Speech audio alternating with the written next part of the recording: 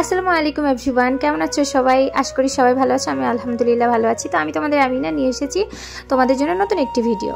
তো এই যে সুন্দরভাবে আমি রেডি হয়েছিলাম আমি দিদিদের বাড়িতে ঘুরতে যাব, তাই মিলি দিদি আমাকে বলেছিল ঘুরতে যেতে, কিন্তু দুর্ভাগ্যবশত আমি ওনাদের বাড়িতে না, এখন হসপিটালে যাচ্ছি। তো ক্যামেরা অন করে কি বলবো বলো, এই জন্য চুপচাপই ছিলাম। তো চলো তাহলে মেন কথায় আসা যাক, হসপিটালে কি কারণে যাচ্ছি। তো হসপিটালে যাচ্ছি এই কারণে, কারণ 3:30টার সময় ওনার হাজবেন্ড ওনাকে হসপিটালে ভর্তি করেছে। তো শুনে খুবই খারাপ লাগলো। মিলি দিদি আমাকে হোয়াটসঅ্যাপে একটা ছবি পাঠিয়েছে, মানে ওনার স্যালাইন চলছে, তো দেখে খারাপ লাগলো। তাই আমি আবার বেরিয়ে পড়লাম হসপিটালে যাওয়ার জন্য। আমি রাস্তায় গিয়ে একটা এসি বাস পেয়ে গেলাম, তো সেটাই উঠে পড়লাম।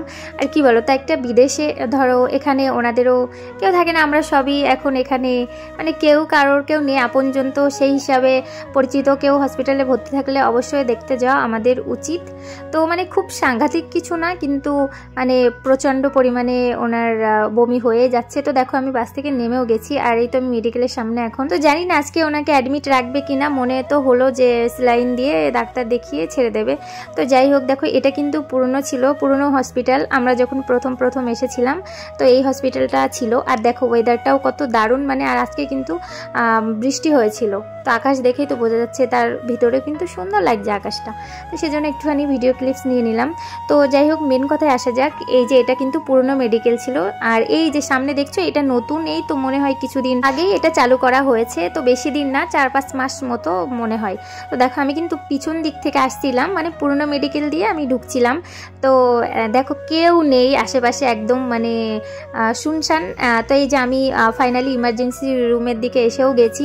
তো প্রথমে গিয়ে এলিজার সঙ্গে দেখা হয়ে গেল, আর এলিজার মা আবার এলিজাকে কোলেন একটু কান্নাকাটি করছিল, কারণ ছোট একটা বাচ্চা।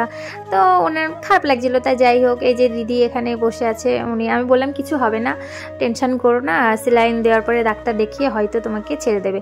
তো ওখানে সবাই বলছিল যে যাও তোমরা এবার বাইরে বার হয়ে যাও। তারপর এলিজাকে নিয়ে আমি ওর পাপার কাছে দিয়ে আমি বেরিয়ে পড়লাম। আর এই যে দেখো এটা কিন্তু সামনে গেট। তো আমি তো ভিডিওর প্রথমে দেখিয়েছিলাম যে আমি পিছনের দিক থেকে এসেছিলাম। তো আমি এখন তো রাস্তায় বেরিয়েও পড়েছি। আর এটা ছিল আন্দামানের একটা পাড়া, মানে থাকে না এক এক সাইড, তো সেই পাড়া ওখান দিয়ে আমি যাচ্ছি। তো ভাবলাম একটুখানি তোমাদের সঙ্গে দেখাই। আর এখানে কিন্তু প্রচুর মানে আন্দামান মানে গাছপালা, প্রচুর গাছপালা চাই সাইডে, যেখানে যাবো সেখানেই গাছপালা। আর আমি ভিডিওটা এমনিতেই করতে যাচ্ছিলাম, আর অজান্তেই দেখো এখানে এরকম একটা অ্যাক্সিডেন্ট। মানে ওরা বুঝতেও পারেনি, হঠাৎ করেই মানে এরকম পড়ে গেছে। আর যাই হোক, ওরা খুব লজ্জা পাচ্ছিল, তো ছোট মানুষ।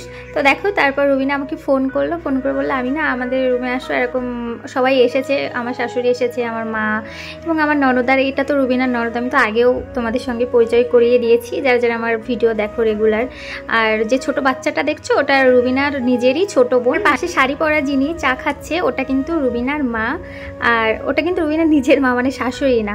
তো তারপর এখানে আমিও একটু চা খেয়ে নিলাম। আর হ্যাঁ, কে কোথা থেকে আমার ভিডিও দেখা অবশ্যই কমেন্ট করো, যদিও যেই কয়জনই মানে আমার ভিডিও দেখুক না কেন তার মধ্যেও কমেন্ট করো। তো যাই হোক, সন্ধ্যাবেলাতে এখন ও আবার কিছু জিনিস এনেছে।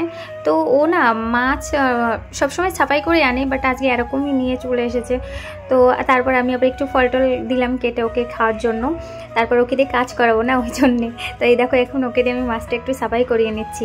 ঠিক আছে, তাহলে ও মাছটা সাফাই করতে থাকুক, আর তোমরা আমার ভিডিওটা সম্পূর্ণ দেখে একটা সুন্দর কমেন্ট করো। তাহলে ভালো থেকো সবাই, দেখা হবে পরবর্তী কোনো ভিডিওতে। ততক্ষণ সবাই সবার খেয়াল রেখো। আল্লাহ হাফেজ।